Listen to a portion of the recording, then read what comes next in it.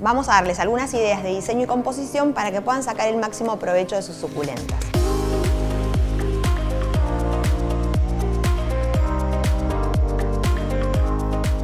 Pueden elegir hacer un tipo de cuadro monocromático. Por ejemplo, en este caso podríamos elegir todas estas suculentas que son grises y que todo quede como plano en cuanto a color.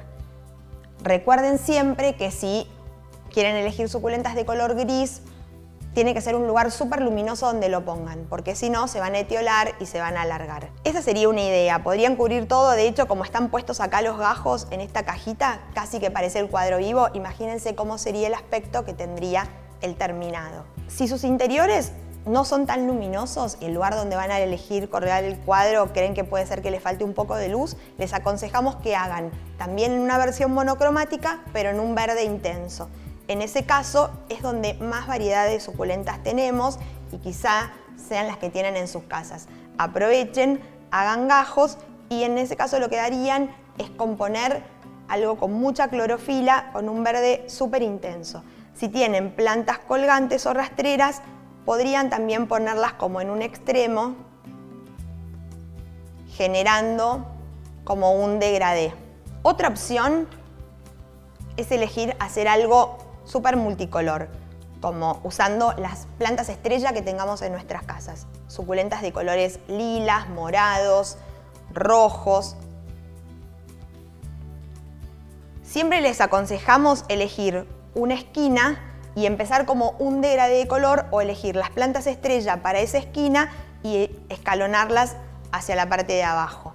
De esa forma, la mirada como que se va a concentrar en el punto donde estén las suculentas más interesantes y no hace falta que todas las que tengamos sean divinas. En este caso, también podríamos alternar con estas variegadas que tienen el borde rosa y es como que todo se empieza a engamar. Es totalmente diferente a la otra opción que vimos, que era monocromática. También podrían usar otro tipo de colgantes que tienen en vez de las hojas de color morado y que al estar dispuestas como que van a dar como destellos de diferentes tonos.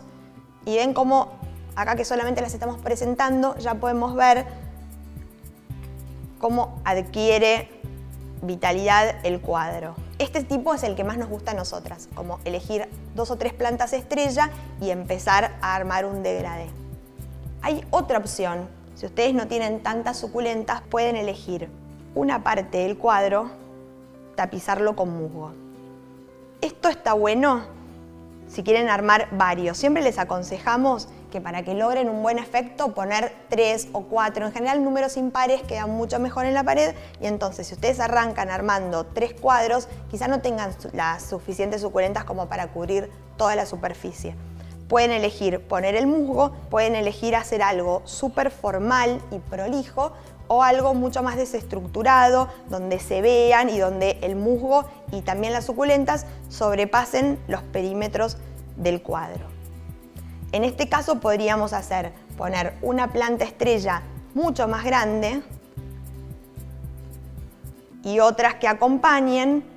Y ven que ya con muy pocas plantas logramos un efecto. Podríamos completar el resto o con más musgo o con otras plantas en la misma tonalidad. De esa forma, si usamos plantas que son de color verde, los límites entre las plantas y el musgo como que se van disimulando y desdibujando y a simple vista parece que estuviera todo cubierto con suculentas. Espero haberlos inspirado con estos consejos de composición y siempre acuérdense que es súper importante que miren las plantas que tienen en sus casas y que elijan de acuerdo a lo que tienen. Después pueden ir haciendo gajos y multiplicándolas y hacer que el cuadro crezca. Por ejemplo, esta parte que tenía musgo, a medida que vayan multiplicando pueden ir reemplazándola por nuevos gajos.